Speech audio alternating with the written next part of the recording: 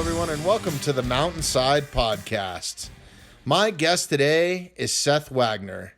He's one of the co-owners of Pure Spectrum CBD, who recently just endorsed the podcast, and we had a fun conversation today. We didn't cover a lot of the stuff that we were supposed to. It kind of got sidetracked a little bit, but all in all, it was fun. We had a few beers, a few laughs, and hope you guys enjoy it.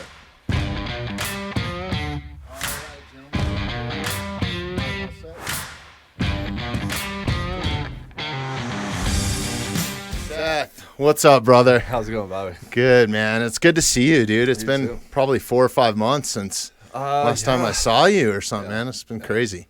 Yeah, it's these what we have to precede like everything with during these unprecedented times. Right. During these difficult times. I can't get any more emails like that. You're right. Yeah, no, I know. It's kind of weird. I'm really missing jiu-jitsu. Oh, and I think that's the last time I saw you is you were trying to choke me probably or something. Probably. That sounds like me. But what the hell have you been up to since I haven't seen you, man? You've been, the gyms are closed. Yeah. Jiu-jitsu studios are closed. Yep. I know you're still working because you're a workaholic, but... Well, for sure, and we're trying to build this company, and and fortunately, sometimes it's even hard. I have to remind myself that this is a very difficult time for some people because, I mean, not only have we not really seen a drop off, we just had our best month of the year. So, of course, yeah. And to be clear, we're not like pushing these there's a lot of companies that I won't even mention. Hey, go ahead and tell them what your company is real quick. Yeah, it's Pure Spectrum CBD, yeah. Which we're actually working super stoked to be linking up with you guys on the podcast and getting a code for you and a read and everything. Man, Pure that's Spectrum awesome. CBD, yeah, we're going to give people 10% off for your code, which we'll probably just drop in at the front end of this once I get out. Sure. I'll put it in the show description. Cool. Yeah, so we'll have a code for your show. That'll be 10%. Really? For all your listeners. And then more importantly for people here in the mountain community, if they do want to come by, it'd be 15% at retail. So really? Yeah, so awesome, we'll give them an opportunity because I know I'm always trying to drive more local people. Well, you told me you had a surprise for me, but I didn't expect that. And we've been looking for sponsorship, man. And super stoked to be that's awesome, man. It's great to partner with you guys. And I love what you guys do, man. I want to get into that a little bit more, but some of your products, dude, are freaking awesome, like the recovery stuff. And obviously, we'll get into more of that later. Sure. But no, it changed my life before I was a part of that company. So yeah, awesome, man. So let's talk a little bit about you. Yeah. And hold on one second. I forgot to fire up this light. Oh yeah. There you go. Make it feel more like an interrogation. Yeah, so we can actually see each other. Pretty hot under these lights, isn't it, Wagner? Yeah, we got a little used to the bar scene, right? Suddenly I sound like I'm having flashbacks. Right. But yeah, I want to talk a little bit about your background, what brought you to Colorado, or I don't even know. Are you a Colorado native? No. But close to here, right? Yeah, I grew up, so kind of crazy. We'll just do the quick little tour. I was born in D.C. My father was at the time an Episcopal priest, eventually bishop. He's now an Orthodox priest. The big beard, chanting, incense and all that. Yeah, so grew up very, very, very religious. From there, ended up in Wisconsin, but then spent most of my teen years growing up in Cheyenne, Wyoming, so about 90 minutes north of Denver. Yeah. Even a lot of people down here don't realize that it's only like an hour and a half. I was there yesterday, believe it or not. That's why I couldn't do the podcast with you yesterday. I went to go pick up a puppy up there. Nice. I have my two sons live in Cheyenne still. Oh, nice. With their mother. So my oldest is actually coming down here for a couple months this summer to work for us. He just finished his freshman year at UW, or is finishing his freshman year at UW. Nice. So he's coming down. But but from there, I graduated high school there. And then left. I went into a career in TV. I was a TV producer and writer on the news side, and then on the reality side for the next 16 years. And that took me from Cali. I'm going to interrupt you right here too, because I know you don't give yourself a lot of props, but you have 6 Emmys or something like that, right? Yeah. Emmy Awards. Yeah. Now keep in mind that's total. So a lot of those are team. Sure. But it's, either a story. Oh, you mean you weren't doing the acting and producing? Right. No, it's definitely like, there's a lot of investigative reporting in there. Okay. I did a story of like an underground dog fighting ring, and I did a story. Michael Vick? Closer than you might imagine, some of the stuff I saw. And then a partner of mine, or a reporter of mine, who ended up becoming a really good friend, we did a story that, really put a dent in the Horry County Police Department up in South Carolina. So, okay. So TV kind of took me all over the Carolinas, Alabama, Deep South, and I ended up coming back to Wyoming for the work for the governor.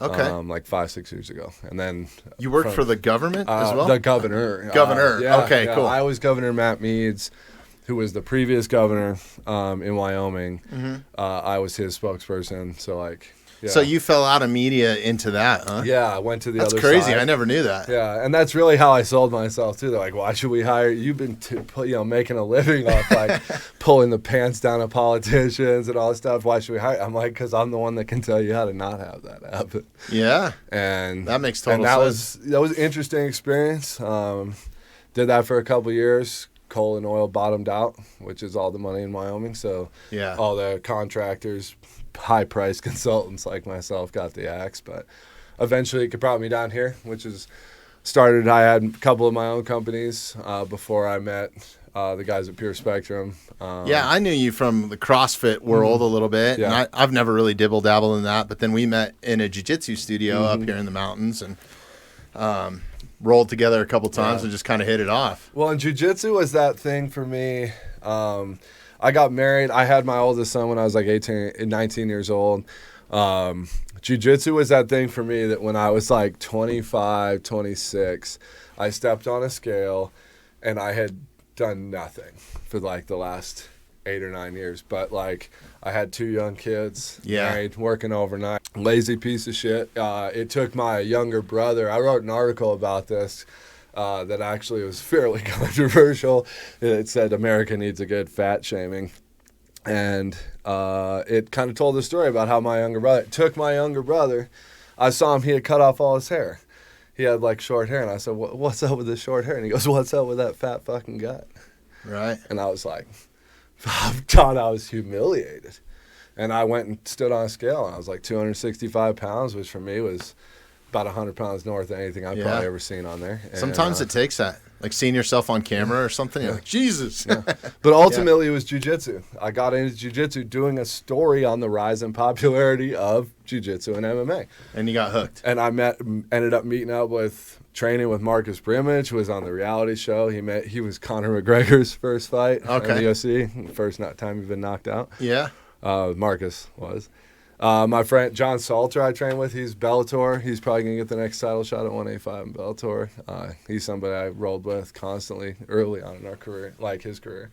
Now, I can tell you're pretty versed when I'm rolling against you because I do a lot of scrambling. I'm like one of those guys who's a blue belt, but I've been training for off and on for like a decade. So it takes time, man, and it's not a handout, right? Yeah, it isn't. Nothing's given. And that's what I love about jiu-jitsu. It's all just how much time do you put on the mat? How much time? What do you really put into it? What priority do you place on it? And if you just show up, eventually, like, you'd have to just try not to. Yeah. That's your only real commitment you have to make is just showing up. And I've had a hard time doing that at times. Oh, it's hard, especially when you have a career and kids and all that other stuff that plays into it. For and then sure. But also that's a bunch of bullshit. Right. Right. You're right. It's that's excuses. The bullshit we tell ourselves. But honest to God, if you had a real audit at the end of every week and said, how much fucking Netflix did you watch? Right. How much sports did you watch? Which the iPhones are doing these days. How much time did you spend on your fucking phone? And now you're trying to tell me you don't have time. You didn't have 1 hour, 2 hours. You lazy piece of shit. Well, and I know a lot of the places that we go, and when you and I go is at 6 a.m, right, is when the class starts. And I got to get a little bit warmed up and stretched out before that. Oh, yeah. So I'm up at 4 o'clock, to get my routine. Because I'm old as shit. Yeah. You're not that old. How old are you? I just turned 39. So I'm not one of those guys. I'm excited to be 40. Everyone's like, you're turning 30. I'm like, what, are you going to buy a Ferrari? Just more experience, right? Yeah. I feel great. Yeah. I don't feel any different. a little more mature, maybe well, maybe not. Right. Well, life wouldn't be any fun if you were mature all the time, right? You got to have a little bit of kid in you. Sounds pretty boring. Yeah. You got this tiny little glimpse of time on this like floating rock. Yeah. Right? It's over like this. In fact, this could be it. Right. Like your next breath isn't guaranteed. 100%. How are you going to go about living your life in a shitty marriage, in a shitty job, not doing what the fuck you want? Yeah. It took me a while. I think a lot of took people me are 11 or 12 years. Yeah. So I'm not blaming anybody who is there, because I was there and I was aware of this shit, and I was still there for like 11 or 12 years.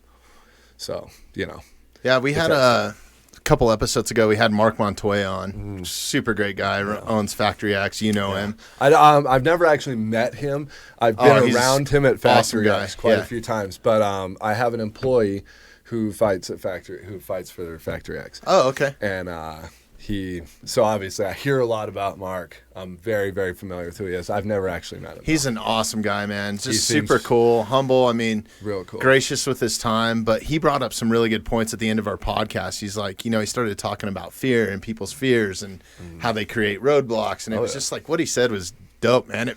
I was ready to run out of the studio and kick down the door when he was done. And that's a great leader, right? Yeah. There's a reason all those that's why he's a pro coach. Strong, powerful alpha male dudes all line up and do what he says. Right. It's because he has that, And you can feel that and see that with Everett. Like for me, he actually cornered with my old coach. My introduction to MMA, jiu-jitsu, all that, and he was like a father figure to me in some ways, even though we were very close in age. Yeah. Was Chris Connolly at Spartan Fitness in Alabama. He's head coach for Walt Harris, heavyweight contender. This particular fight was his guy Eric Anders, and Eric also trained up here with Mark. So they both cornered, and I watched. It was interesting for me to watch, knowing Chris and being aware of who Mark was. Watching the give and take of that corner, you could see they had the agreement, because when Mark would finish talking, I can't remember what fight it actually was, but when Mark finished, he would be like, "Okay, now listen to Chris."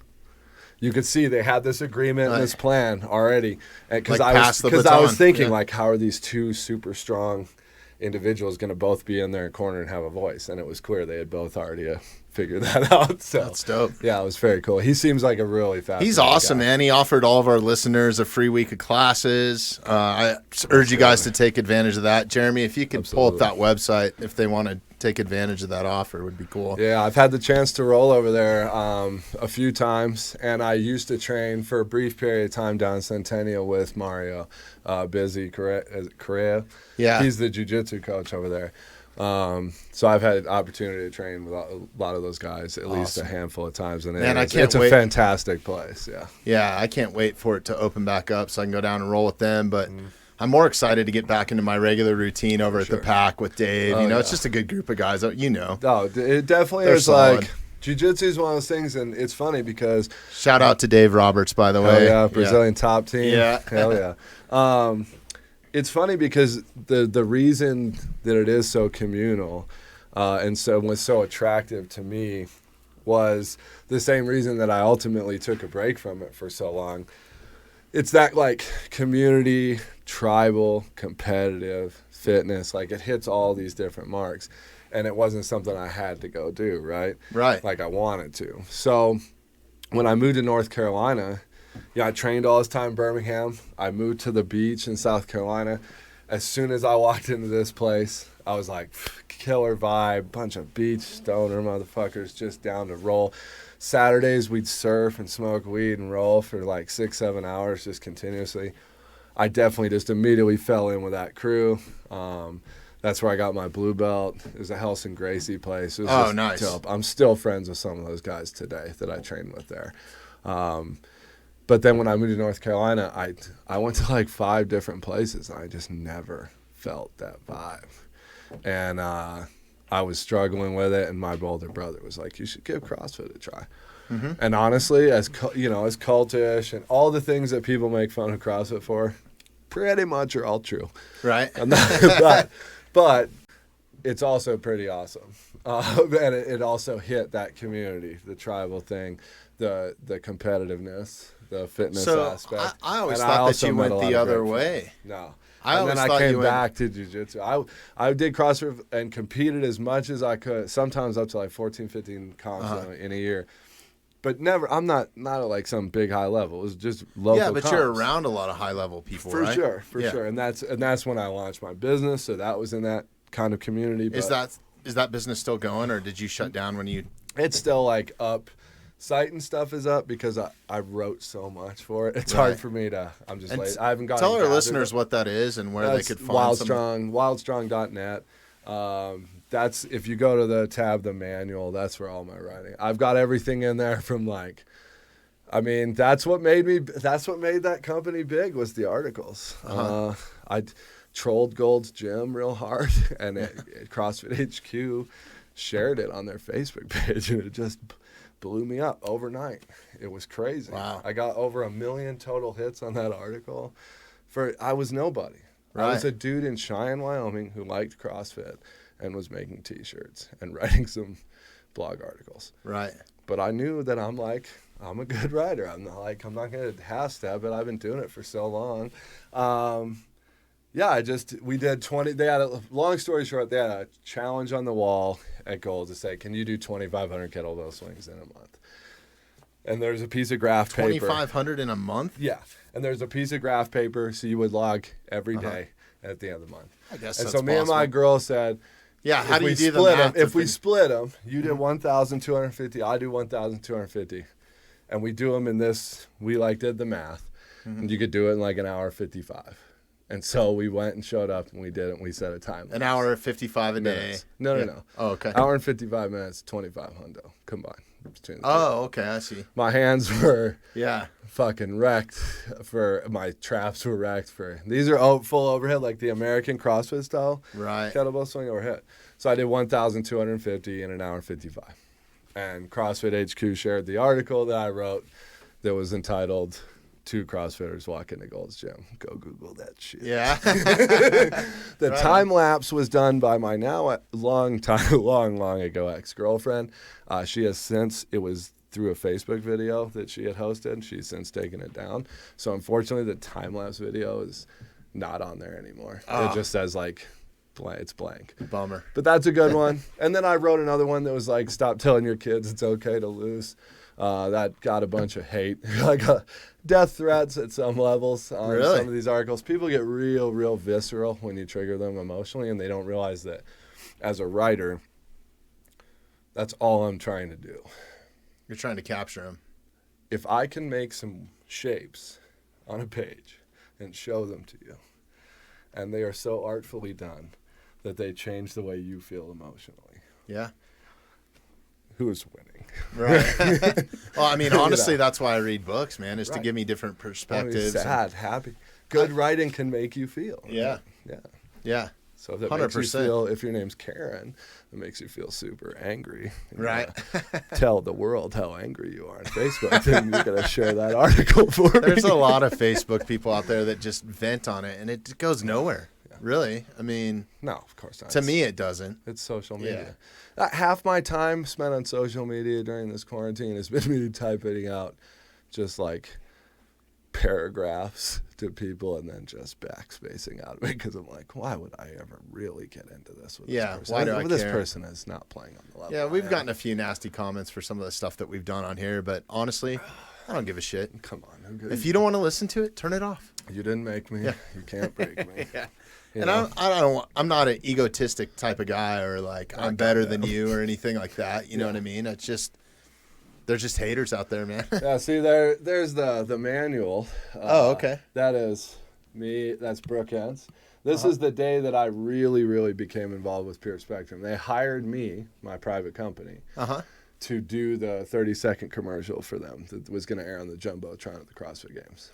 Nice. So I pitched them and they hired me. And so that was filming that day.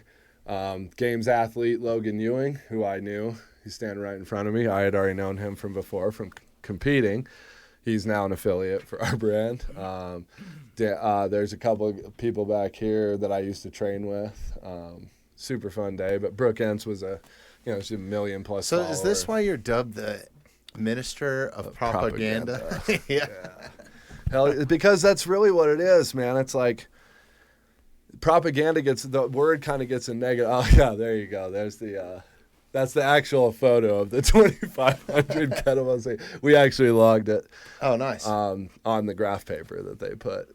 We each logged our 1,250. It got a lot of hate. You can read the comment section. I actually did a mean tweets. Is that your hands off? Yeah. It was no fun. I mean, I'm not going to sit there and tell you it was fun. But, but look at what it resulted in, right? Little sweat. Sure. And, hard work. Yeah. So there you see how we wrote it 2,500, 1 hour, 55 minutes. So do you still train CrossFit pretty heavily? Or no? Not, well, I'll say this, but you did for a long period of time, right? 6 years. Yeah. Pretty much every So day. what are some do's and don'ts? Because I feel like a lot of people jump in and maybe they're not at the right gym, right, to get the right help. Sure.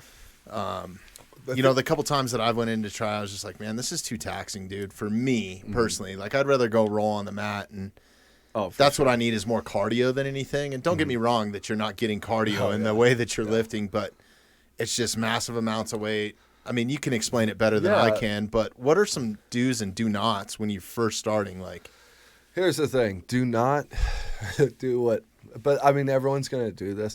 People who are going to enjoy CrossFit are going to really, really enjoy it. And so what that leads to is, and I was guilty of it too, is just becoming a total CrossFit douche for like 2 years, 2 or 3 years. Yeah, it's like CrossFit or die, basically, right? But then I kind of figured out that I needed to my priorities were just messed up.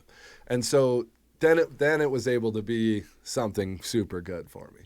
But the people who are just out there who are just obsessed with sharing news articles proving that CrossFit is the best method. You know, it's just this, your workout sucks. Well, it's almost like you're walking into a cult. Like at a jiu-jitsu studio, I don't normally feel that unless you have I think the cult thing is awesome. Yeah. That's great marketing, man. I mean, creating a cult and then selling shoes to them and shit, that's a great idea. Sure. Kudos to you. And they did it in a way that leads to more Americans being more healthy. So I agree. No, I'm not knocking it by any means.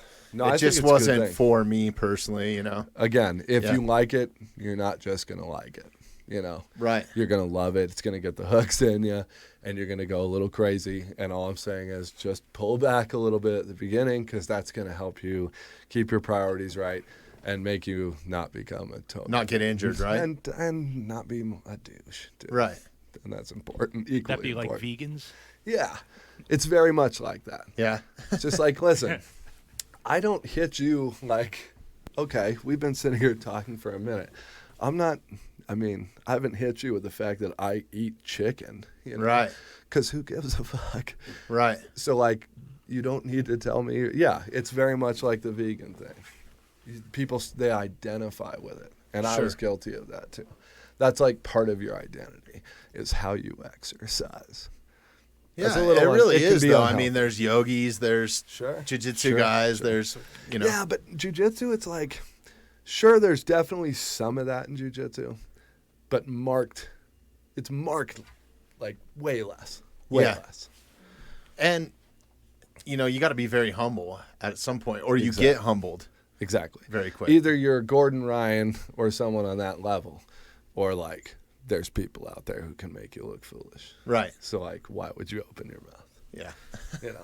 100%. Do you like Gordon Ryan? You a Gordon Ryan fan? Are you familiar with him? Or? Yeah. I know. I know a lot of people don't necessarily follow jiu-jitsu on the sports side, but because I've dropped into some of the classes, of course, Eddie Bravo. That's right. You travel a lot and do a lot of drop-ins. Right? Yeah, I used to travel a lot. Oh yeah.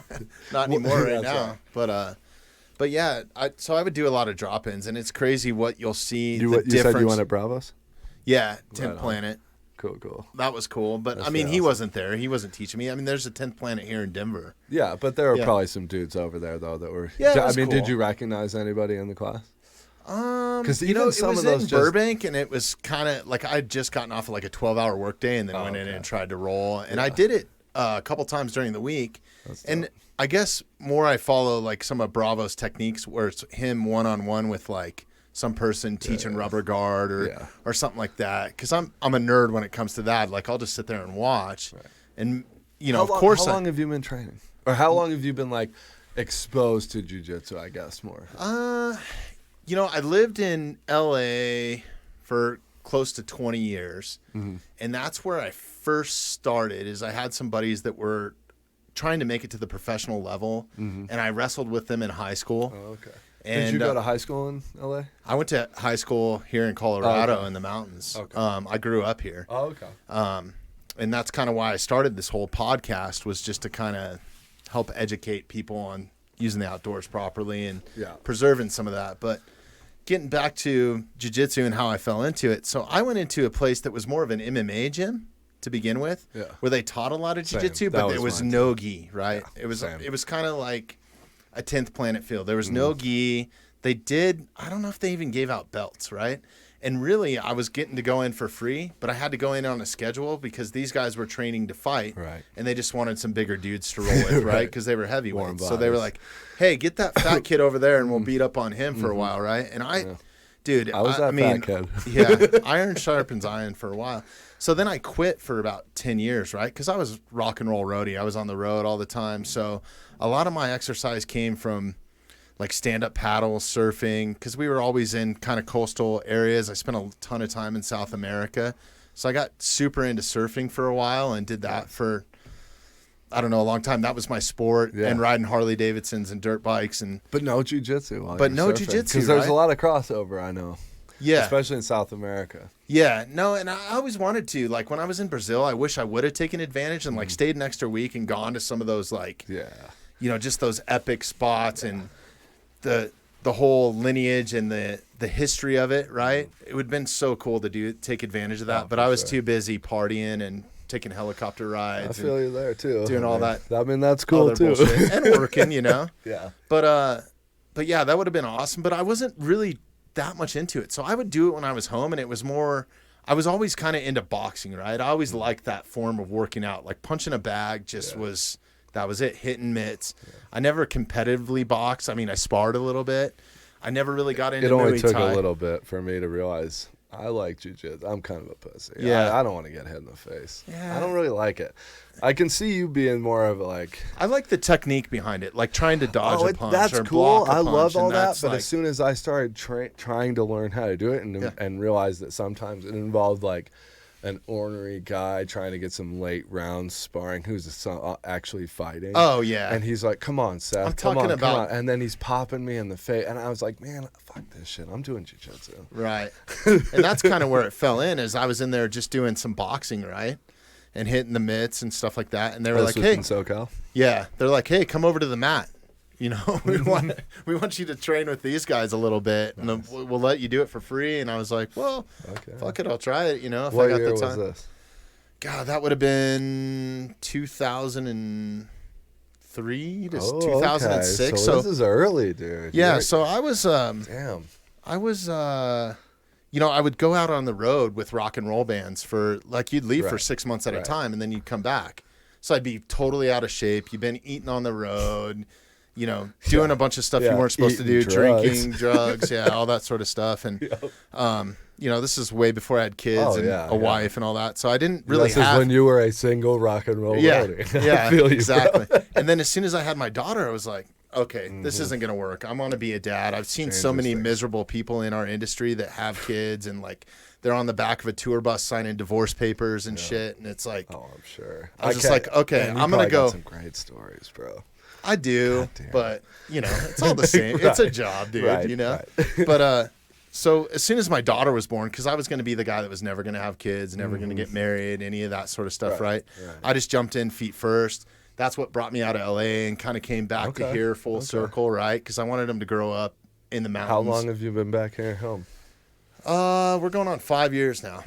Nice. Yeah, it's awesome, man, and I'm really enjoying it, and the kids love it here. So, dude, so that's amazing. good. I don't want to leave. This was always the dream. Yeah. This is home, man. Cabin in the woods, buy some water. Like, this was always the dream. That's what it's all about. You're either you either love the mountains 100% or you do not like cold and you leave and you live at the beach or whatever, right? Dude, it's it's perfect. Yeah. Yeah. I agree 100% with you. So as my kids got older, my son got really into wrestling, which I was stoked about because he really wants to do anything that I do, right? He's just a mirror. Right. So I'm into archery. He's into archery. How old is he? He just turned 7. Okay. Yeah. And so he got into wrestling, and he was wrestling, in some of the high school programs and stuff, which is cool because he's around some older kids, and he learned a lot. And then wrestling season was over, and I was like, well, shit, I want to get him into something. And he had done taekwondo for a while, but I just got to the point where, like, nothing against anybody that does taekwondo.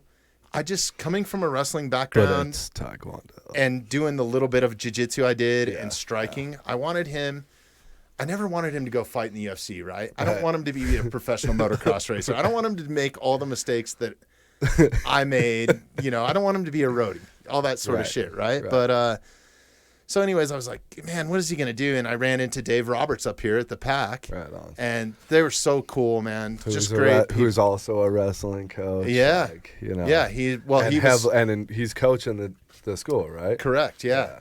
And he coaches the youth kids. And he's by the way, shout out Dave. I don't know how many people maybe out there know this. He had a UFC fight. Oh, yeah. He went to Thailand and trained Muay Thai. I mean, he's a versed guy. He had an early in the days. You can find it on Fight Pass. He was just a kid too. He was like 18, 19? Yeah, 20 at the oldest. Yeah. But if God, I should have given him my UFC Fight Pass. I know I'm scrambling right well, now. I got one too, but I don't know. I forget. I can't remember the name. Well, I'm gonna have Dave on the show eventually. He's super busy trying to keep his business open right now. Dude, and I feel you there, dude. Anything that we can do to help those sort of people out, man. I have so many friends out there who, my buddy right now, he owns Oil City CrossFit in Casper, Wyoming. And I told him straight up, I was like, dude, you live in a state, not get into politics, but you live in a state that went 72% for the dude who's in office.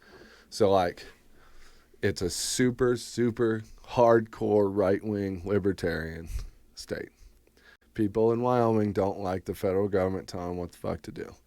And I was like, all they need is a leader. Right. Just open your gym. And the best thing that could honestly happen to you is if you got arrested. Just make sure someone's got a phone, start recording, be the martyr. Right. Dude, like, that's what we need right now is people, and you're starting to see it, man. You're starting to see people just saying. Yeah, they're lashing out. What was that, Jeremy? You were telling me there were some guys in Michigan or Minnesota or something that stormed the state building? Michigan, yeah. Bro. Oh, yeah.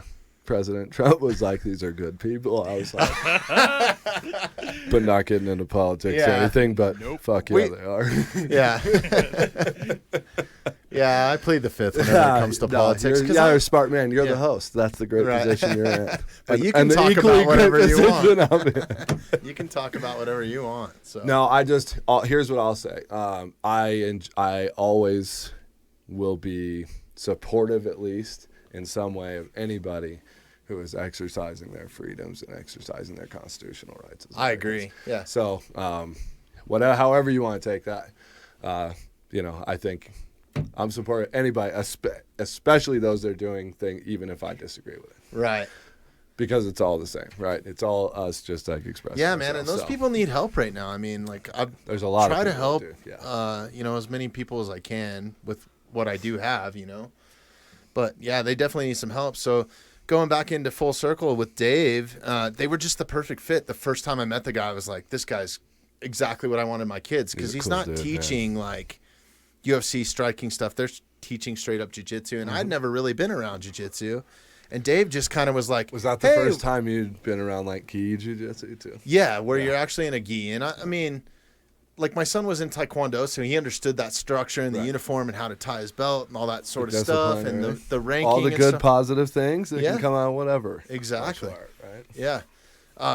So he started doing it, and Dave was super cool. He was like, just try it out before you give me a bunch of money or anything like that. Just try it out. Yeah. Pay for the uniform. If he likes it, great. If he doesn't, whatever, no hard feelings. You come back when you're ready, you know? Mm-hmm. So then it turned into my daughter wanted to do it because she wants to do whatever her younger brother's doing, you know, and kind of vice versa. So they're really competitive, but good to each other. Yeah.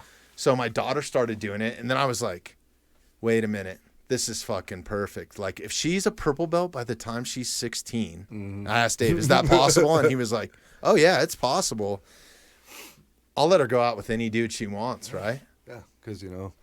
I mean, I'm not saying I'm not going to have some hard feelings with someone. But also, let's check back in with Bobby on this one. Yeah. By the way. I got a few I'd love to do a reality check. So, like, let's just mark this time, Coach. I just put it in my calendar. Yeah, this is recorded because what I'd love to do is place a counter bet that I could provide someone that Bobby wouldn't let her go out with. Bro, I don't mean to change the subject, but I was watching this movie the other night, and it was fucking awesome, dude. I can't remember the director's name, and maybe you can look this up, Jeremy, but he's the guy that did the Soldados or The Last Soldado. Okay. And I'm fucking that up right now. I'll let you Jeremy. mean Sicario? Sicario, that's what it is. Yes. And but have you seen Den of Thieves? Den of Thieves is also dope. Yeah. I rank it I would put it in top 3 bank robber awesome No, movie. Let's see. So obviously, I've number 1 of all time bank robber movie. What's that? There's only a debate. I'll only allow a debate between. I'm curious because I'm super into these. So number 1 is obviously the greatest piece of American cinema ever made, Point Break. The real Point Break, not the absolutely. 90s, not the 90-minute Red Bull commercial they came out with a couple years ago. The real one. This is your director right here, Bobby. Okay. Number 2 would be Heat. And I'll allow any debate between We're on the those same two. point. Okay. That's why you're on my podcast. Number 3, The Town. Yeah, Town is awesome. Number too. 4, Den of Thieves. So top 5. Dude, that's a perfect lineup right there. You heard it firsthand. I'm a bank robbery movie aficionado. But anyways, 50 Cent is in that movie, right? Yes. Yeah. And some kid shows up to pick up his daughter for like a prom date, right? And is I know this. He's like macking down the mom and stuff, and he's like, "Come here for a minute, I want to talk to you." And he pulls him in the garage. The homies. There's all these big ass Samoan dudes, and my way of dealing with this, and I've told my boss, he has a daughter. I said, anytime this service is available, you just put a marker on the car, put a GPS tracker on the car when he takes your daughter out. You can do that nowadays, right? If they deviate from the path at any time, carjack him with ski masks at a red light, put him in the trunk of the car, duct tape him up, drive around for a little while, make him feel like he's out in the boonies. Then take him out in a large yard or field or whatever, put him on his knees, and tell him, next time, go straight to the fucking theater. Right. Well, I mean, that's kind of what 50 Cent did. Make him feel like he's about to be executed. I love that line because he's like, I spent 16 years protecting this little girl. Right. Right. And now I'm going to hand her off to you. Yeah. And that's your responsibility. Oh, God. And I was like, no thanks. Jesus, I have boys. Then that Samoan dude starts talking shit to him, dude, in like Chilean language or whatever that is. Or, I'm sure that's right. Yeah, I'm totally fucking up. Now I'm going to have a bunch of Hawaii haters. That's the last thing I need. No, it sounded on my back right, dude. You said it with such conviction. Yeah. I was like, oh, dude's a linguist. Those dudes are straight up warriors too, man. Yeah, you don't want those guys in your bed. So. Yeah. And honestly, that's who I was training with in LA was a bunch of really? Samoan dudes. Yeah, Nice. They were surfers. Great Nice. bunch of guys. But anyways, we as soon as my kids got into it, Dave was like, "Hey man, why don't you come in and roll?" And my ears perked up right away. Right. And then I went in and I started learning some of the spider guard and just cool stuff like that. I love how like he teaches that. Stuff that a white belt probably shouldn't learn right off the bat, but we all have different paths. I was the total asshole idiot white belt. No gi, but again, my experience is the same as yours. No belts, it was just all no gi. It was all MMA guys, but it was all like rubber guard was the sexy new asshole thing to jump ahead and try and learn at that time. Now it's like the kids coming in like trying to, like heel hook me or go to 50-50 and shit. All these kids you can do a lot with just the basics, man. Yeah, and that's the new thing now. But ultimately, that's what it took for me was putting the gi on for the first time after training for like 5 or 6 years. Right. And then putting the gi on and realizing how little I really. It's awesome, man. I love it. It's a great workout. Yeah. And, I think what's kept me in it too is it's a great group of guys that are in there. Mm-hmm. Everybody checks their ego at the door. Sure. They're not out trying to hurt you. It's For not sure. what everybody thinks of the typical what you would do if you're getting in a fight. 100%. And I always say, like, jiu-jitsu is that community that you feel like because of the lack of ego, and that's just the nature of jiu-jitsu. It makes you harder to kill, which is always, that should be a goal, right? That should Harder to kill, That should be a goal of anything. But that's another reason I like living up here.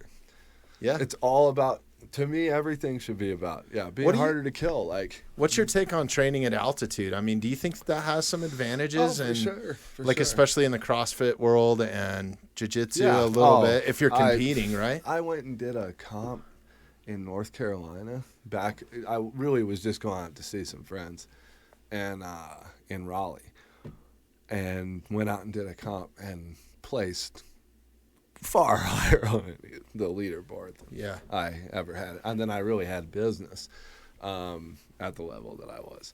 So for sure it's real. I felt like just even in other sports, just like playing high school, like whatever, like playing street ball, you could tell when I'd go down to Missouri. I would notice like going to football practice up here, and we'd go down the hill to play Pomona or See, one I of don't those know other about schools. that. I've only experienced it at drastic levels, so I don't know about like.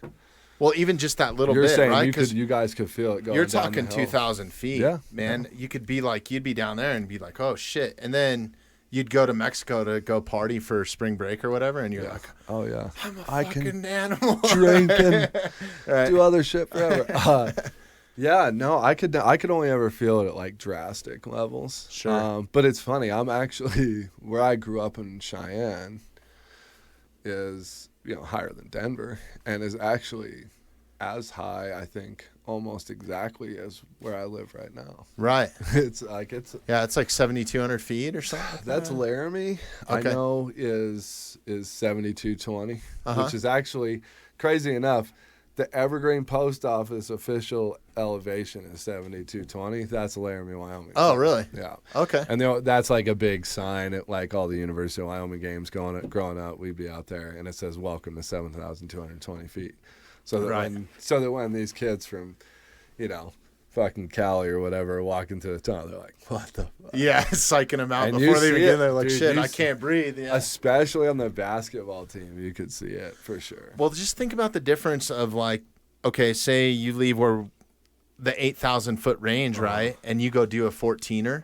Yeah. Dude, you get to that like 11,000 foot mark, and you're like, noticing. Jesus, man, I'm lightheaded. I can barely walk. I'm starting to feel a little bit funny. Yep. Maybe you're feeling a little bit sick to your stomach. Like, and I guess I grew up here, so I'm more acclimated to it. But when I moved the family back here, they were living at sea level, and they were like 3 weeks. They were pretty sick, man. Yeah. Some of the homies, I have a group of guys, mostly from Alabama, all friends of mine from back when I lived in Birmingham for like 10 years, and we go snowboarding every year together, like a big group of us. And this was the first year there was some guys legit having trouble. Yeah. A couple of the homies were like had the oxygen little tank things. Do those things actually work? The boosts? I've never felt anything. Some them. people have told me they're like, it's borderline gets you high. I don't know. I've done real drugs, so I feel like you're oxygen high. I feel like maybe that tells me something about how you grew up or whatever. Right. Because That's I don't know. I just can't get into the oxygen boost thing no matter what I'm doing. I see it on the shelf. I'm like, I'm not buying that stupid shit. I never had it when I was a kid, so it's like. Right. I don't know. I also don't need an iPhone 11 either, That's also true. They were using them, but then interestingly enough, when I gave them Pure Spectrum CBD, when I gave them some of what I brought up, all of them were like better the next day. And swear by it. And a lot of my buddies. So do they still live in Birmingham? In the general area. Okay. Yeah. Are you a biker or a car guy at all? No. Okay. My brothers are huge like Harley dudes. Are they? Like build your own bike type guys. Okay. Yeah, Nice. They're definitely super into that. There's a motorcycle. The next time, or you should take. Where do your brothers live? And how many do you have? 3 brothers. We're all legends. We'll circle back to that in a minute. 2 in Lynchburg, Virginia, where my parents currently live. And then my oldest brother lives in like the Greeley area. Oh, okay. Cool. Yeah. Yeah, there's my favorite museum, like car museum, but it's specifically a motorcycle museum, is in Birmingham. Yeah, I'm the shit. It's dude. actually, I lived in Irondale, which is on the east side of Birmingham. Jeremy, you'd really like this place too. I'm surprised we have the Barber Museum. Barber Motorsports Museum. Yeah, that's there's a like Porsche track there for you, Jeremy. Jeremy's a huge Porsche enthusiast. So I can show you a map from my house at That's 501 not Skip Canton Barber. Lane. No, but I lived in Irondale, and the Barber part, it's actually about, I want to say it's maybe like 10 or 15 minutes east of the east. Dude, they spent some side. fucking money on that place. It is awesome, Yeah. man. It's incredible. It's like the great circular pieces. place. Yeah, there you and go. And it's look at that shit. They got the track. They have a Porsche driving school, I think, out the back, right? Also, yeah. Oh my God, this place is ridiculous. Yeah, Jeremy, we're going there. We're going to do a podcast there. I was This'll working be one on the road. Hell yeah, dude. I was working at CBS 42 in Birmingham. I've done tons of live shots out there, stories from out there. Maybe you should come with us then. There you go. I can give you guys a tour. Make sure you guys get some of that Dreamland barbecue while you're down there. Yeah. Let's see, what else? Full Moon. That's more like fast food barbecue, but if you got a minute, you go to Dreamland. Yeah, Jeremy, you'd love this place, man. They have the first lawnmower ever made in there. Oh, but look, in order to stop the spread of COVID-19, they're shut fuck down. your trip to the Barber Vintage Motorsports Museum. Dude, they have everything from. They have this wooden motorcycle that's it's a steam engine motorcycle, right? Like you would build a fire in this thing. I've seen video. And I think it maybe did like 10 miles an hour. That dude, they did it so right, man. Look at that shit, dude. They took. Do you remember I see like 12 things in this stupid video right here that I cut my arm. Oh, dude. They have the first lawnmower. It has no feet guard. Like, it's just a blade and an engine, bro, and 4 wheels. This thing would fucking eat your lunch, dude. man. That was how we got rid of the weak. Yeah. They have the weren't first. supposed to There's a breed. reason that Yeah, they now did we the got. farm Okay, think about. Here you go, mountainside audience. You watch the herd of elk. Don't ask where they are on Facebook, though. Right. You watch the herd of elk. You see one with one horn, like dragging its back leg behind it, dying. That one doesn't breed, right? Yeah. Like, that's how they call it out. But we're like, yeah, Johnny had to wear a helmet to make it through adolescence and is on 17 different medications. You know, go have kids. Right. We're the only species that lets our weakest breed. Yeah. That's an expiration date. It would seem like. Wouldn't you say if you saw that in the wild? And that's one thing that this virus is kind of doing, man. It's like targeting a lot of those people. It's kind of crazy. Like, I don't want to spend too long on COVID-19. My 16-year-old called it boomer remover. Boomer remover? I was like, shit. You little shit. Yeah. I was like, that's your grandparents. Yeah. He's like, hey, man, I didn't start it. Right. That's crazy, man. No, it's nuts. But yeah, I mean, we have a pretty unique view of the wild. Well, just all the safety stuff that comes in, and even like raising kids. You know, I even find myself doing it. Like, yeah, you're doing the seatbelt thing in the car. You're like, don't jump off that. You know, you might get hurt, or like it's. Oh yeah. And especially right now, because the last place I want to go is an emergency room. You know what I mean? Right. So now I'm even like heightened. Let me ask you this.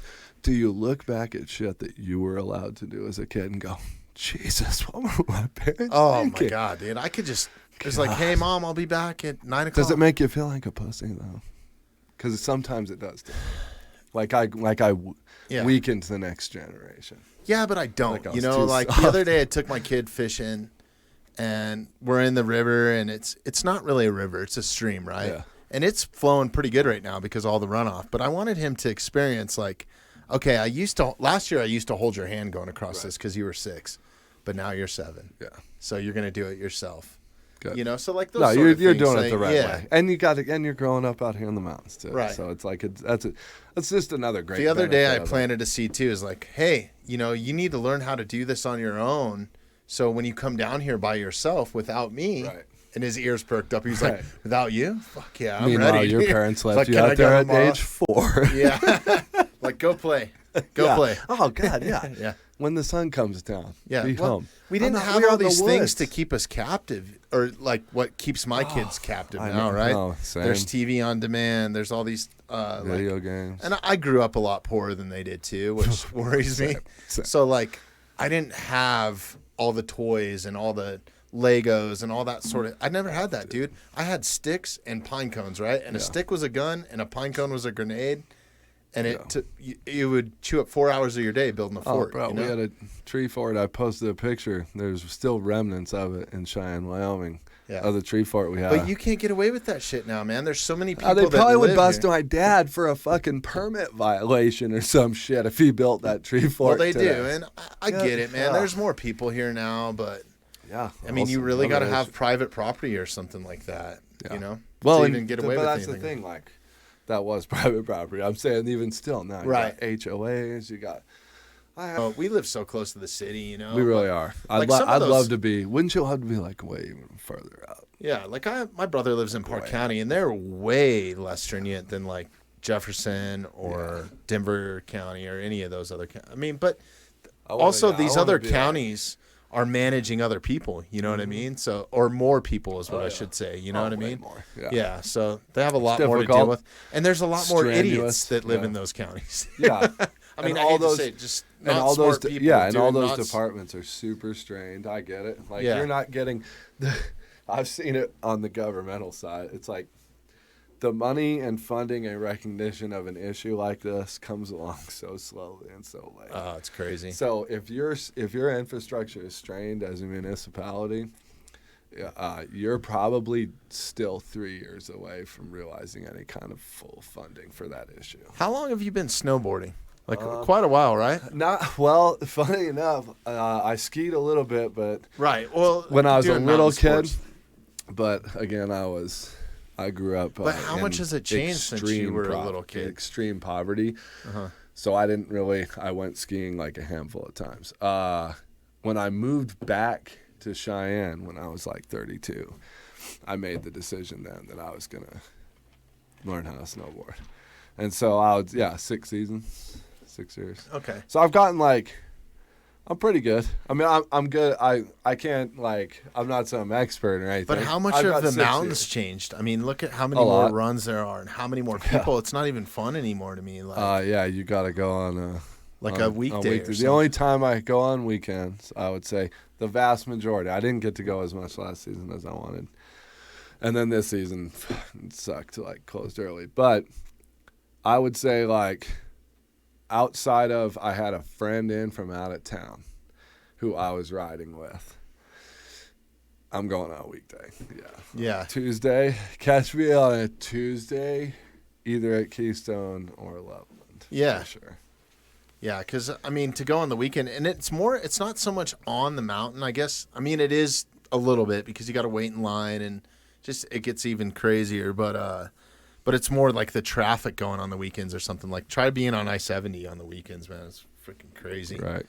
Oh, dude, it's a nightmare. Yeah. A nightmare. You either have to make the decision to be up at 5 a.m.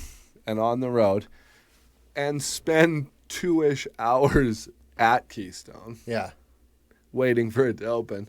Where do you want to spend the 2 hours?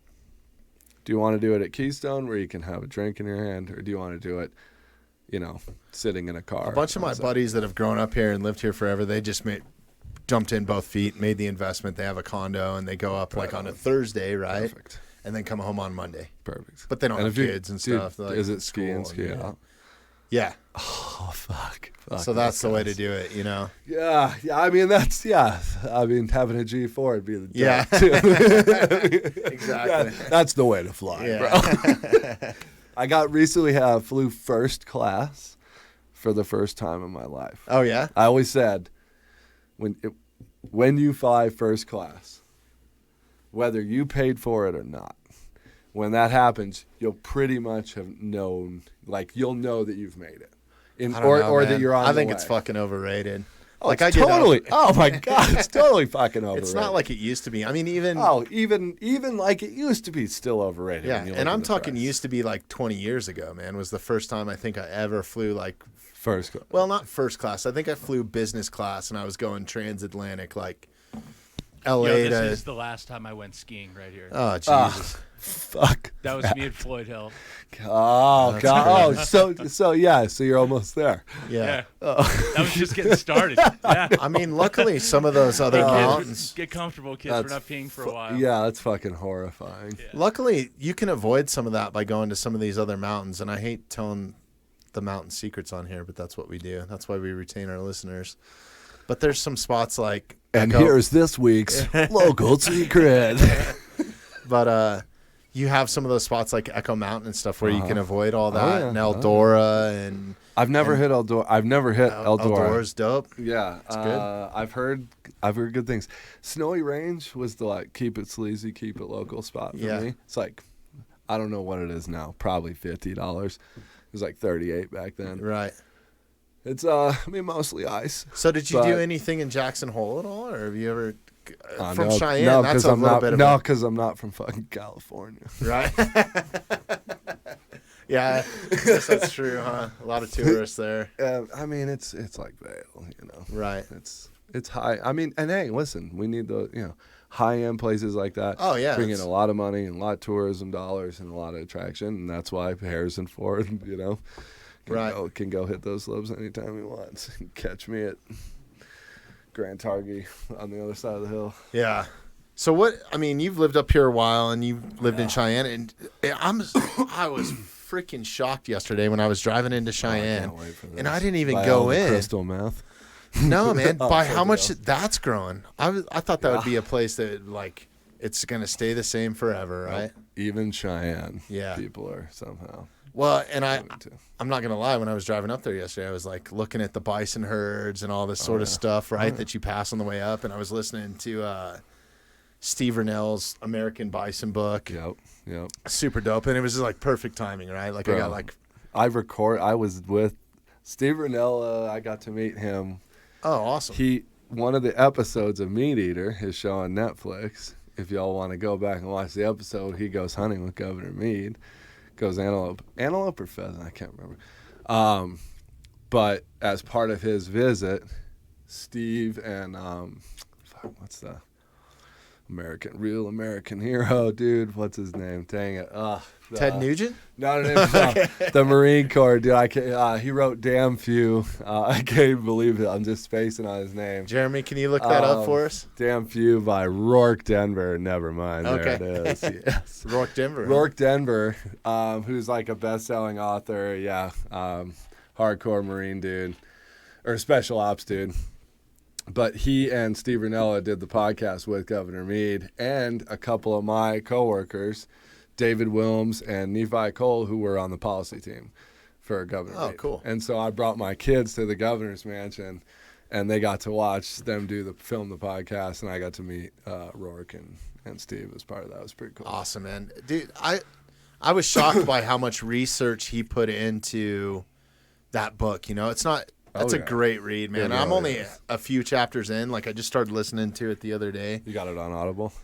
Yeah, and I was listening love to it all on the way up, man, and it was freaking awesome. But I was just thinking, on the way up, I was like, this isn't so bad because it's pretty crowded around us. I was like, I could maybe live here. And then I thought about, well, maybe I should come back and visit in February when it's like 60-mile-an-hour winds and snow drifts. There you go. No thanks. It breeds a different type of man up there. Yeah. My youngest brother wrote a song called "The Boys from Old Cheyenne." That's pretty depressing. Look at it. I think when he set that song up at a live show, I heard him say, Yeah, tell us about your siblings a little bit Oh, because I didn't yeah. know much about them until we started talking they're- before the podcast. Yeah, but- there's some crazy dudes. My baby brother runs his own business, also has a financial consulting thing going on. He's got like his hands in all sorts. He's like hella good entrepreneur, crazy cool writer. But before that, he was a very successful musician. And I say successful in the sense of that's how he was paying the bills. I'm not saying it was like some big fame he achieved, Sure. but he should have because he's dope as fuck. But What's his name? Paul Waggener. Okay. It's I'm actually having him come out here and play a private show up in the mountains Really?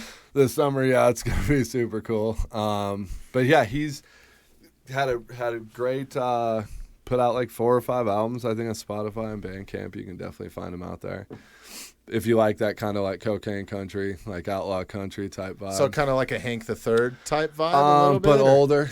Like Okay. his live album on there, you can kind of get a feel for what the show's gonna be like. He does. He opens with like "Your Cheating Heart" by Hank Sr. Nice. Just real, just crazy good. But yeah, his live stuff is always, for me, it's really enjoyable. to And then listen how to. many other siblings do you have? And So then there's one more younger one that's Paul. He's the youngest. Then my brother Matthias, he runs like a little private jiu-jitsu studio oh, really? in Lynchburg called Devotion BJJ. It's In Tennessee or? no, Lynchburg, Virginia. Oh, okay. It's really cool. I'm gonna have Dope to little write that spot. down, so I'll do Yeah. a drop-in if I'm ever Oh, in Virginia. dude, I'm not yeah. in Virginia very often. They don't but- even. He's like, no memberships allowed, invite only. Yeah. It's Oh, really? It's super dope little spot. Yeah. Can you get me in them there? out. Oh yeah, for All sure. right. Yeah, there you go. That's a look at inside the white mats, dude. That's my brother Matt. He trains with Hamelo Baral and these like big dudes out, and he's one of the best blue belts in the world at his level. He's going for a world championship. That's my baby brother right there rolling with him. There's some small motherfuckers, Whoa. obviously. Yeah. Yeah.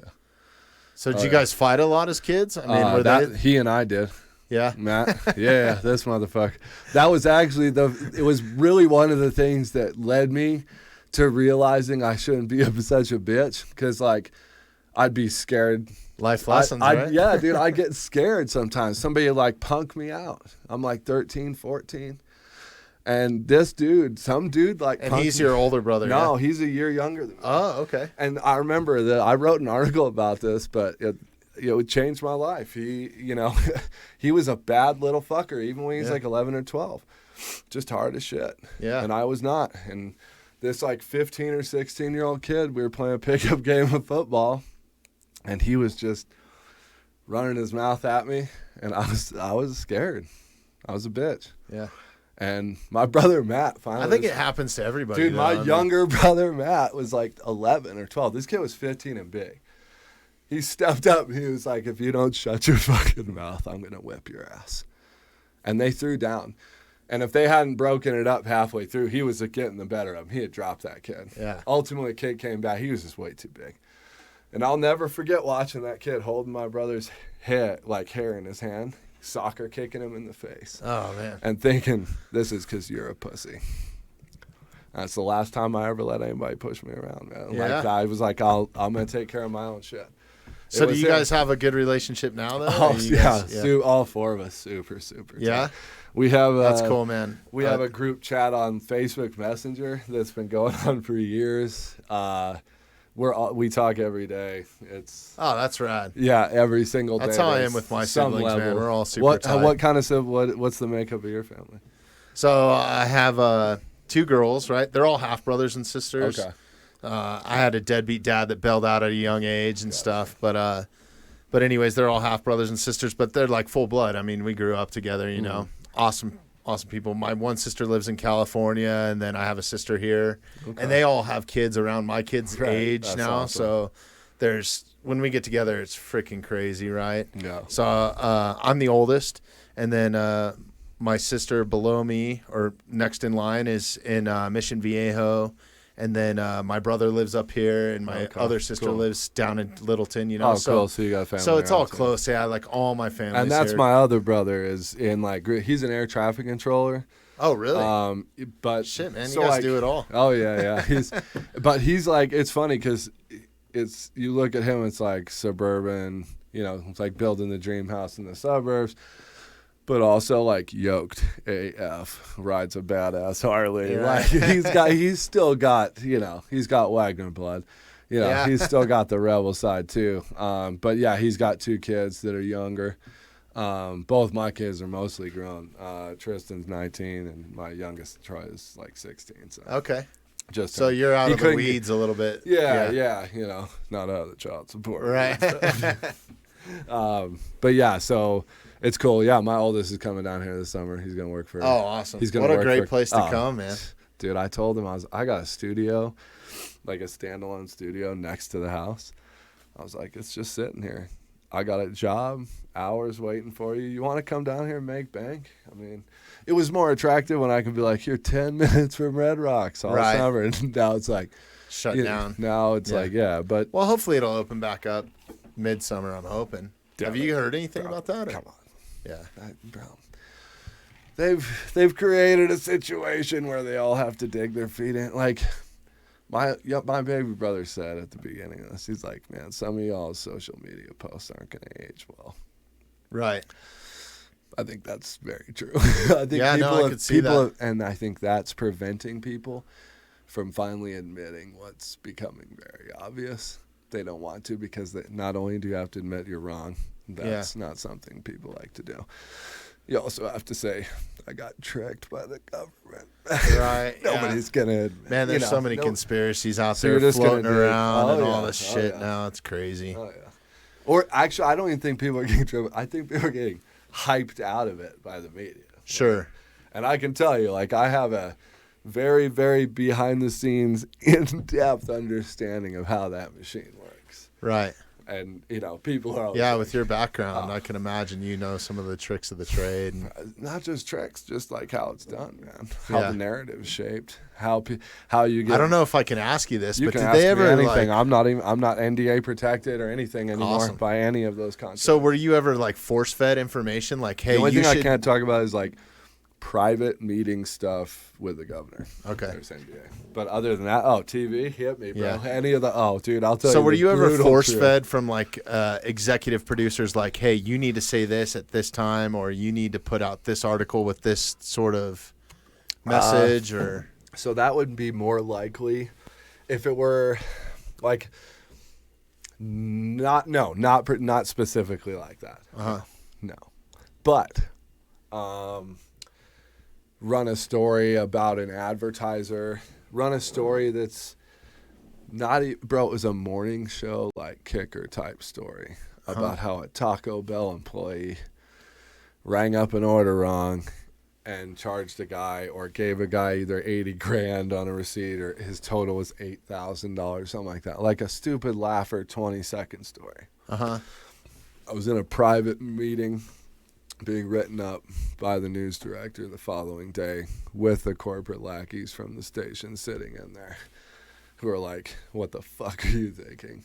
Taco Bell pays advertising dollars. Right.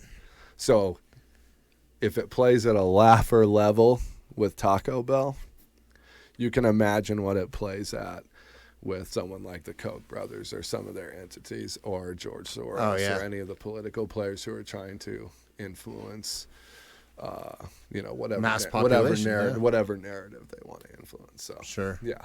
And if it's a shame. If you're out there and you think that other than Fox News, I wish they would just admit, yes, that's what we are. But every other, I cannot tell you how many times if you presented an idea in an editorial meeting, and keep in mind, I was like in a position of authority. Right. I was the youngest executive producer at NBC, at this NBC affiliate. It's barely like 30 years old, but I was in charge of everything.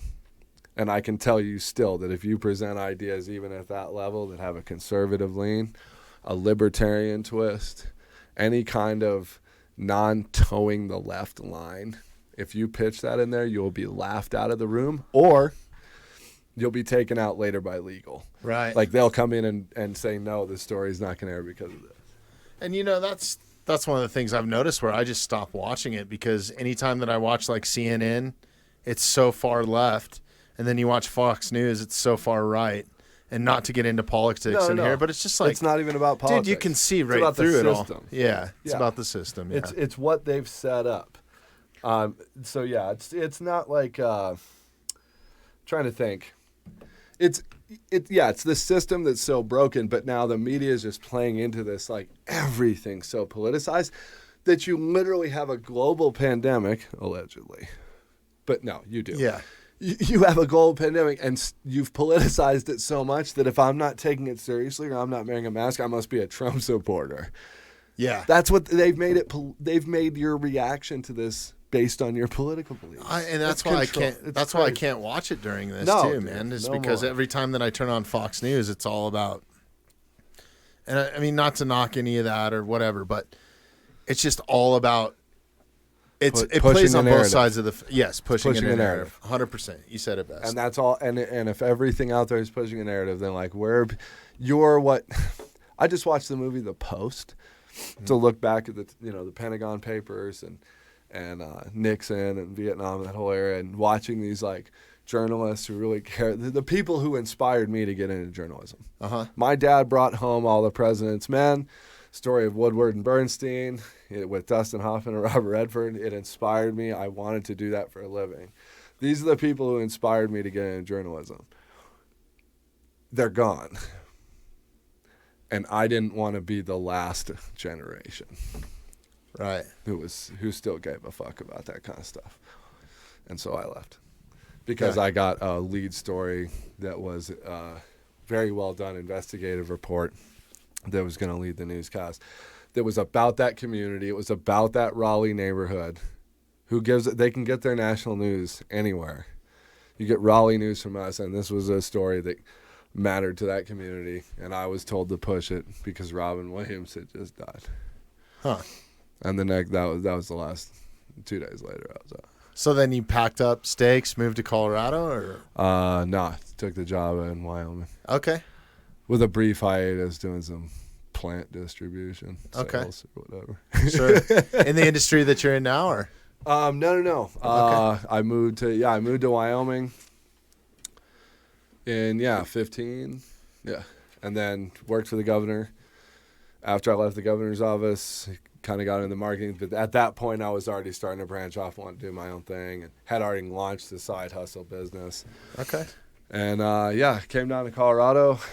I was running my own media company, signed this my buddy, an old reporter friend of mine, who did the story with me that I told you earlier about with the cops, Mason Snyder, amazing, one of my best reporters, of course, because he was a good reporter. Immediately realized there's no money in this career, no glory in this career. I'm out. Went and worked for the Oakland A's selling tickets, and long story short, links up with CrossFit HQ guys, ends up working for HQ for years, handling all the big sponsors. He hits me up. He's like, hey, these guys can't afford the CrossFit HQ media package because it's ludicrously overpriced. I pitched him your name. Sweet. And so I ended up in a room with my now partner, Brady Bell. I'm super proud to be able to be a part owner of that company now, and I just came in and gave him everything I have. That's awesome. Man, you guys have a great product. Where I stumbled across it is obviously I'm a little bit I'm not as young as I used to be. Yeah. So How old are you? I just turned 40 this year. Okay. So, I just turned 39 in April. So we're right now. Oh, bro. I'm looking forward to it, man. Yeah. I am. Turning the page is always fun. I feel great, man. I feel like, I'm just right where I want to be, honestly, in life. I'm comfortable with who awesome. I am. Yeah. I'm happy with the person that I am right now. Yeah. That wasn't always true, but. Yeah, no, I agree. And I've got to go and see and do some things, and I feel like that part you got cool stories, man. That's what it's all about. Yeah. That's what it's all.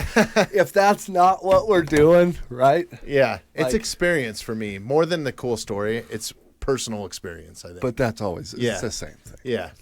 It just matters. 100%. I mean, it's a story. Right. But I'm with you. Because it doesn't matter if anyone else knows or not, right? Yeah. It's what you experience. For me, I always wanted to travel, and I checked that off the list. And now, being a father, I didn't realize that was going to take me to the next level of, what you experience after that. It's hard to explain, but. Oh, yeah. No, I know exactly what you mean. Yeah. But, so now that my kids have talked me into doing jiu-jitsu, and now it's competitive against me and my daughter and stuff, right? I'm rolling a lot more, obviously not right now, but, I don't really realize it until I get out of class, and I'm like, shit, man, my wrist doesn't bend the same way, or my elbow hurts or something like that, right?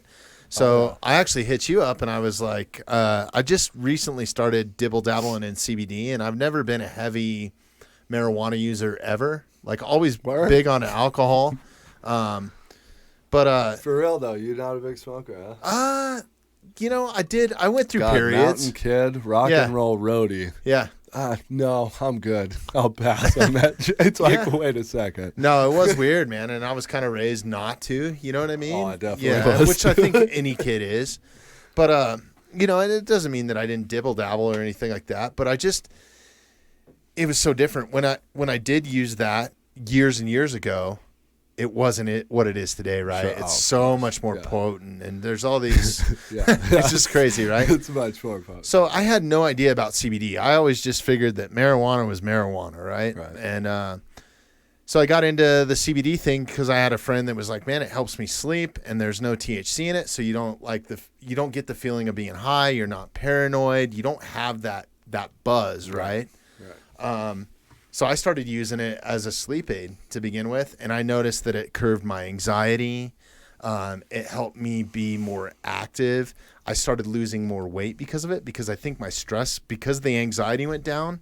I mean, your body goes into a fight or flight type of mode, right? And you start packing on pounds related to stress, because that's what your body's been trained to do over X amount of years of evolution and all that sort of stuff. But more importantly, getting back to Pure Spectrum, like, this is a topical cream. It's this shit right here. Oh, yeah, the 1850. Well, that's good, but I like this. Awesome. The you got the Recover. Recovery. Yeah, the black label. Yeah. This is my baby, yeah.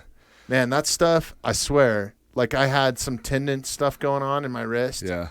And I still kind of do. I haven't. Isn't that packaging sexy? Yeah, too? it's nice.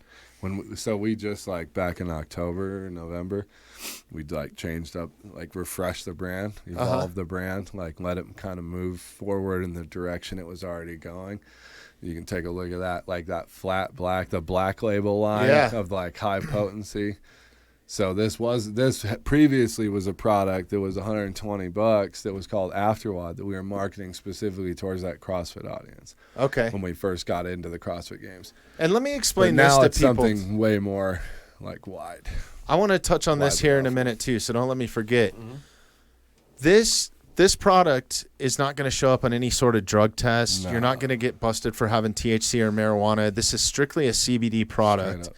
We got you Team guys, USA, bro. That's what I was just going to say. Tell me about that. We were the first CBD company, first cannabis company to ever partner with a professional sports organization when we partnered with the Reebok CrossFit Games in 2018. It's the first time that had happened. They vetted us. They vetted our procedures, our protocols, the fact that it's a THC-free product. Now we have all these CrossFit Games athletes out there using our products, getting tested. They're all getting tested. No one's ever come back. And all the sanctions USA Triathlon, USA Weightlifting, exclusive CBD product at Team USA. UFC. We've got fighters in the UFC with Megan Anderson, probably next up for a title shot against Amanda Nunes. You got 1,500 people in our Heroes program. We're talking about cops, military, veterans. So, yeah, I mean, my brother's an air traffic controller. Good friend of mine's a firefighter. All these people are getting tested. It's their livelihood. We know it's their livelihood, and we take that seriously. Yeah, and I think that with the tinctures and some of that stuff, like the oils that you take orally, that's really what's helped me curb anxiety. Like, I've noticed it with my stress levels, even when I'm at home with kids. Like, I'm just a lot more, just on a level playing field. Like, I don't have these spikes where, we're men. Yeah. We both work out on a daily basis, and that also helps with anxiety, I think. So it goes. I don't know about daily during. Yeah. Court. We're doing 12-ounce curls right now. Daily drinking this Corona. Corona beer, not the virus. But yeah, it's really helped me, and the sleep that I'm getting too. Like, I used to wake up every 2 hours, right? And I was one of those guys that has the notepad by the bed and is like, shit, I got to write all this down before I forget. That sounds stressful. Yeah. But I don't have that anymore. I go to sleep. I sleep my 6 to 5 hours, whatever I normally get. That also sounds stressful. It's not though, man. I like that time. I need 7. Yeah. For sure, at least 7. There's days where I'm I'll be crabby. I set my alarm like clock. a child. I set my alarm clock through the Apple thing where it's like it's the dial, right, that you switch. So you need 7 hours. So if you go to bed at 11:15, because there's nights where I'll go to bed at 9:30, dude. If there's nothing going on, I'm like, I'd rather get up at 4 and start my day right, you know. No, I feel you. It's definitely one of those things where like I can feel it the second I open my eyes, and like I am very toddler like when it comes to that. Like, if I didn't get the right amount, I'm gonna be like, I'm taking this out on someone. And that's what I like about this, because I used to wake up periodically, or if I had anxiety, I had trouble falling asleep, and this just kind of curved. Yeah. No, I feel all of that, right? When do you take it? Just or whenever, or just as needed? Well, I've kind of been changing it up, and it took a little bit of experimentation to figure out what worked for me personally. And I know everybody's different, and they have different things.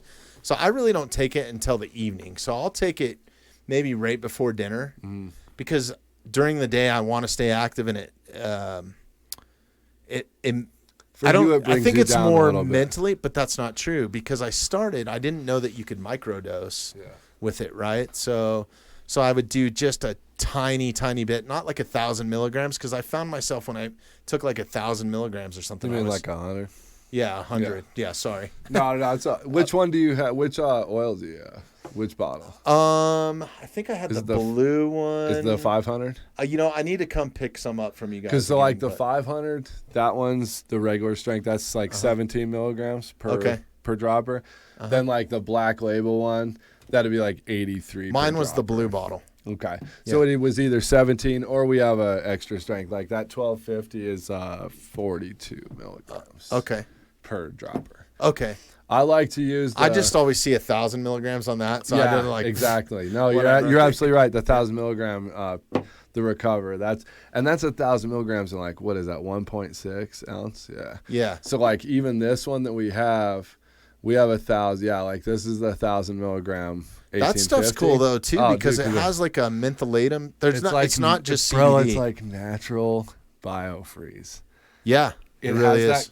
It has the cooling, and I really want to like start pushing this product harder to athletes that way. I'm like, it's like biofreeze. It has that cooling, but it is all. You look at the ingredient list.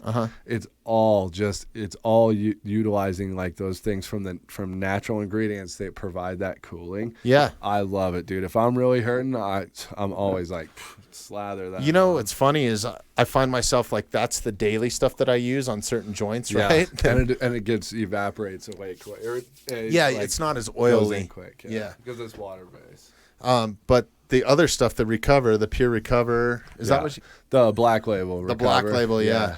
Man, that stuff, if you're hurting, it makes a huge difference, man. Really like does. My neck, my C7, I always get in jiu-jitsu just because I don't know why. Sometimes I just don't tap. Don't do that. I mean? Don't do that. Don't be a white belt. Don't be a white belt, bro. Right. Come on. But I say that as a seasoned blue belt. Right.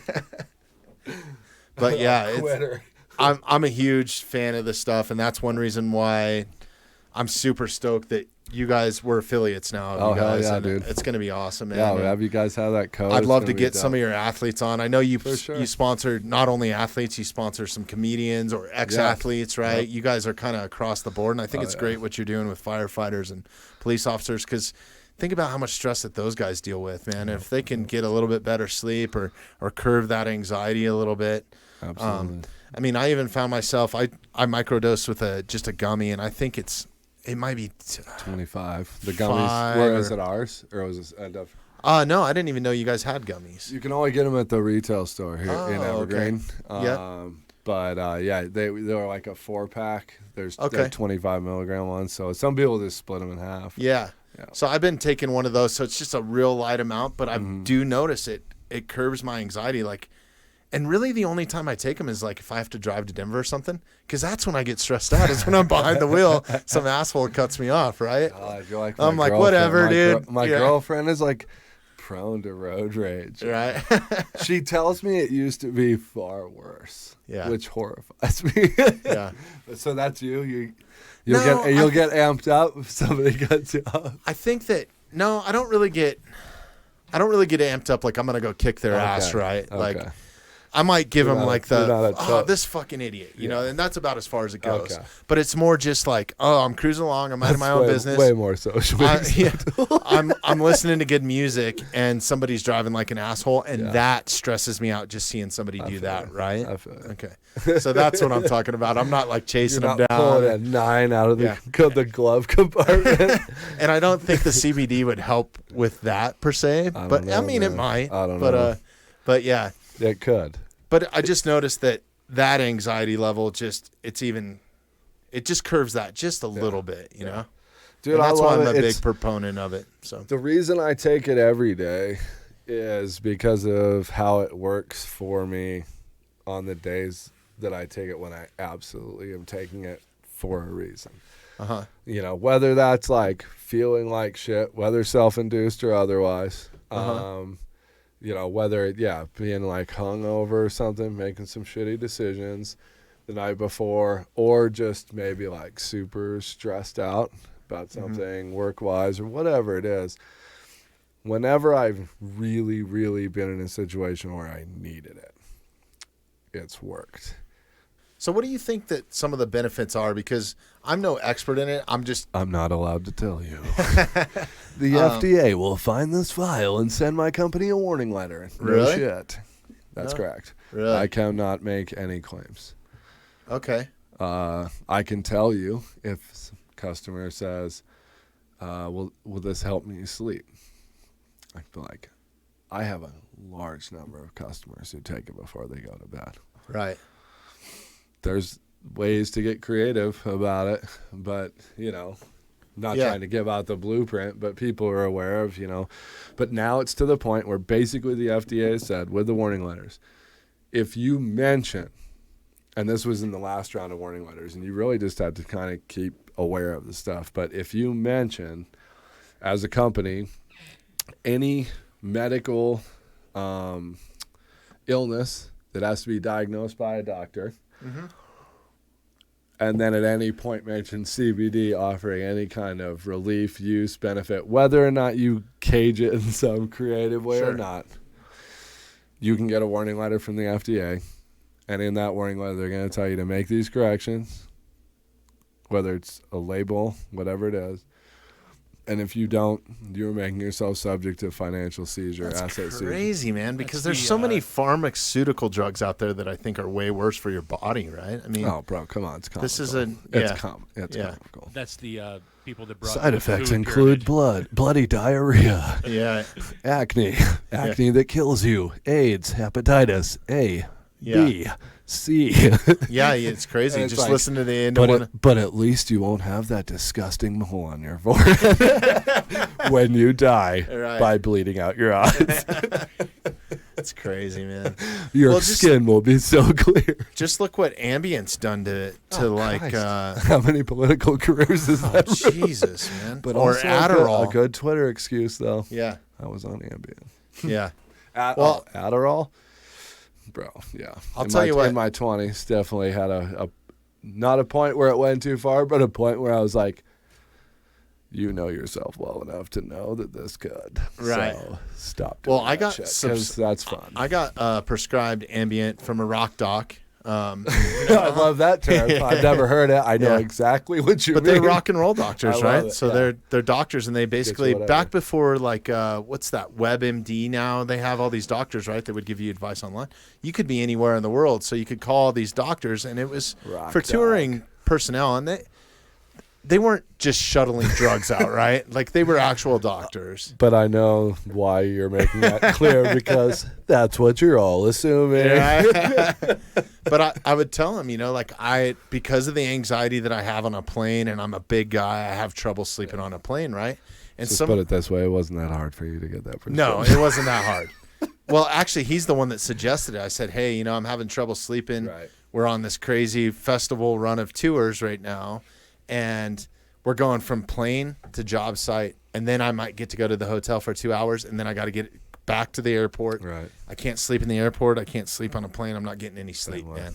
I mean, to the point where I was like borderline hallucinating from lack of sleep. No drugs. Dude, I know exactly. No alcohol. Well, probably alcohol involved. But no, you get to that point with lack of sleep, seeing the black dog and shit. Yeah. And it was crazy, man. I would be in the middle of working on a stage or something, and I would think that something was falling, right? Because that's a big fear in our industry, and nothing was happening. It was just like out of your peripheral vision, you'd like see this monster truss with lighting, and you're like, oh. Or if you're driving, yeah, you see that like, shit. What the fuck is wrong coming with out this of the guy? shadows Right. and shit, dude. Yeah, that's So real. he prescribed me Ambien, and it was great, man. I got addicted to that shit, dude. Like being on planes, and so I Just had, addicted to it from a sense of you were just like, this is how I sleep now. Is like I take this, and if you Yeah. don't have it, you're not gonna sleep. and I mean, it got to the or point is it where, like, is it fun? well, what happened is I was on a world tour.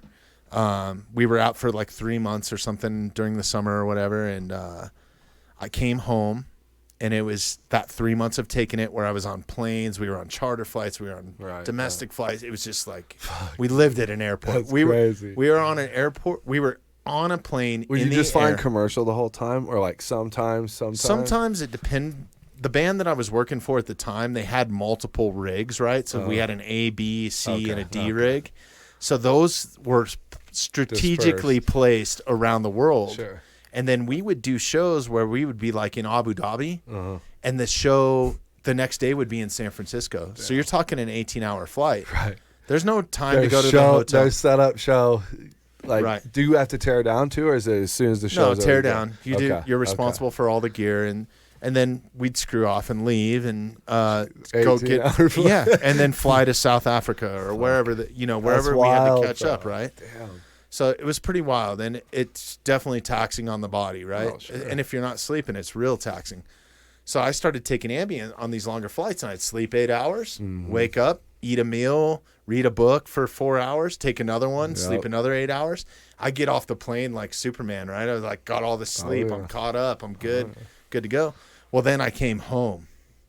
And when you come home from a tour like that, you're going so fast, and you're always around your bros, and like It takes you a have, minute, I you have imagine. this like firefighter camaraderie and all that sort of thing, you know. Probably It's like, a really low level of divorce with you guys. Oh Yeah. no, that's wrong.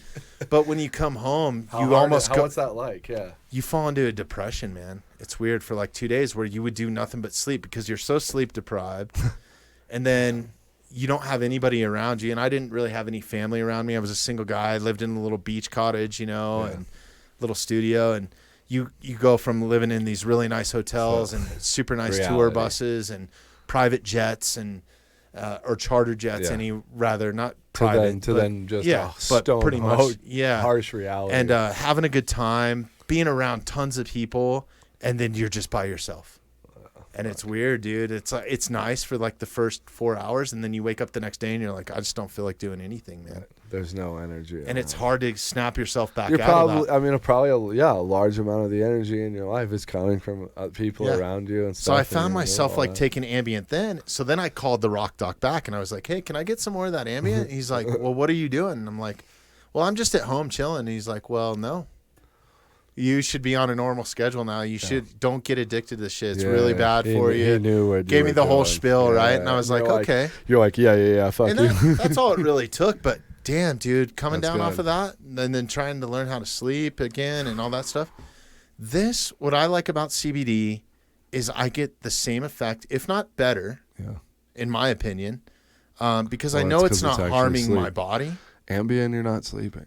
Right. That's why all these that testosterone story that guy did, or all the Navy SEALs, their test levels were all in the guys like 80 years old. That's how low they were. And he's like, we discovered it because they were all using Ambien to sleep. It's like getting knocked out. Right. If you see someone sleeping on the canvas, he's not getting restful recovery type sleep. Just gonna catch a few hours of shut eye over here. No, he's knocked out, and that's the way this doctor described it. It's not real sleep. You're just out of it. You're just knocked out. So like Yeah, that makes sense. CBD, it's It's like a tranquilizer almost. yeah. I mean, I took one on a plane one time, and Like a I know fucking you're Joe not supposed Exotic. Yeah. just taking a tiger out. Well, some of the guys, and you're not supposed to do this, but some of the guys knew I that love I it had it, right? So they were like, yo, let me get one of Now those you have Ambients my so I can attention. sleep. And I'm a nice guy, So I'm like, yeah, here you go. So I'm shuttling it out. One of the guys So pissed you were dealing Ambien on the plane. Go ahead with the rest of this. No, man, I had to keep enough for myself. The doctor wouldn't give me enough, or I would have been. Everybody would have been on that shit. But anyways, he fell asleep to the point where he pissed his pants, right? And he's like, dude, I've never done that. He was so embarrassed. And I was like, dude, that's ambient. Like, I get up and I go to the bathroom before I take this stuff because I've heard of that happening, right? Fuck, dude. I've never taken that shit, dude. I've popped a couple. I mean, downers were never my thing. Right. That was, the only time I ever, ever had kind of like your story with the like getting to that point, Sure. I had never in my life, I was a young producer in Birmingham. They put me in charge of like launching the new morning show. So my day now was like, I had to be at work at like 2 a.m. I got too young. And so I'm sleeping for like 2-3 hours a night with kids around and working from 2 a.m. to like 10 a.m. Man, that shit's so bad for you. And exactly. Yeah. And so one morning I'm sitting there and some fashion expert, like fabulous fashion expert guest that we had on Monday mornings was like, oh, honey, you need something. This dude, he was a cool guy. Yeah.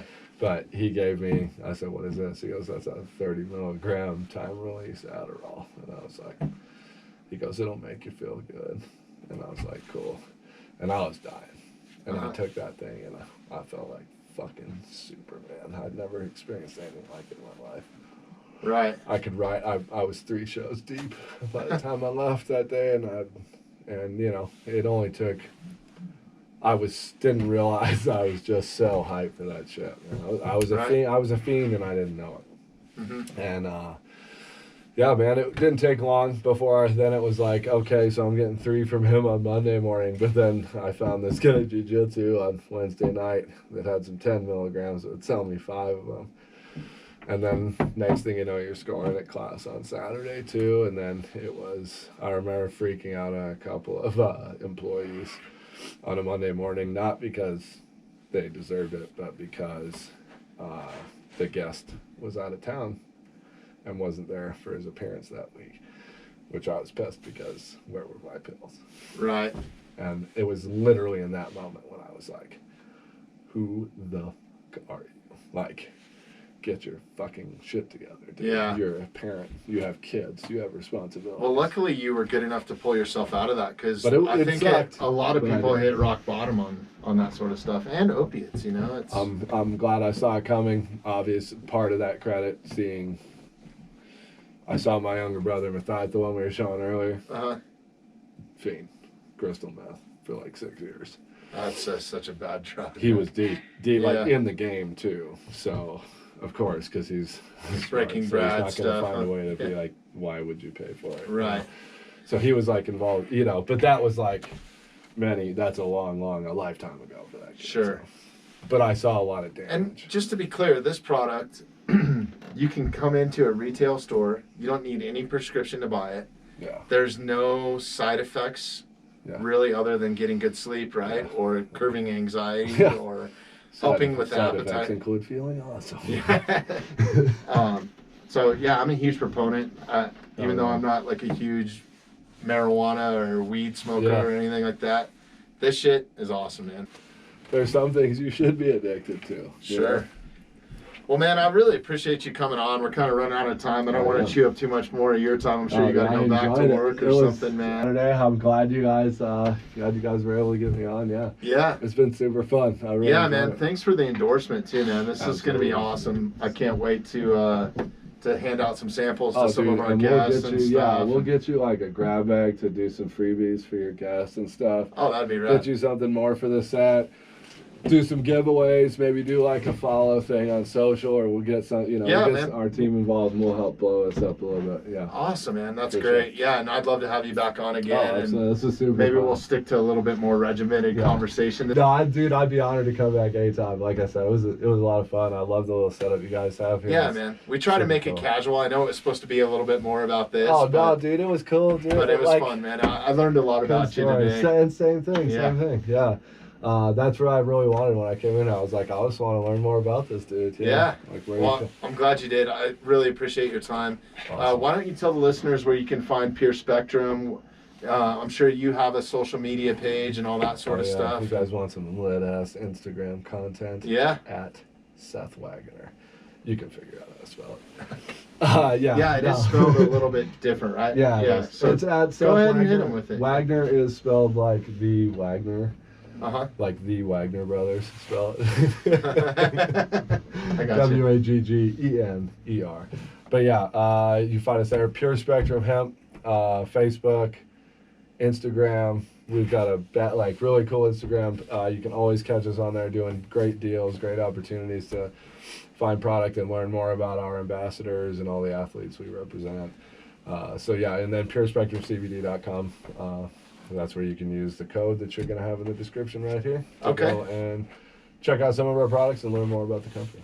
Awesome, man. Well, thanks again, man. We're super excited to be part of it all. And, if you ever need a platform for an athlete or Brendan or anybody to come in, we'd love to have any of them, man. It's a great spot, too, because this is up here, it's very important to our company that we're a Colorado-based company, a mountain-based company. That's super important to us. It's why we always will keep that retail store right there. Here up in Evergreen, even if we did expand to other locations. Excuse me. It's very important, that we're a mountain company up here. So any opportunity we can get to, more ingratiate ourselves to that community. Yeah, that's great, man. We're happy to have you guys here. You guys are super cool. You support the community in a lot of different ways, too, and absolutely stoked to be a part of it. So excellent. Thank you. All right, man. Everybody, Jeremy, you good? All right, to all the listeners out there, stay safe during the pandemic and all this bullshit going on, and we'll catch you on the next one. Thanks again, Seth. Yes, sir.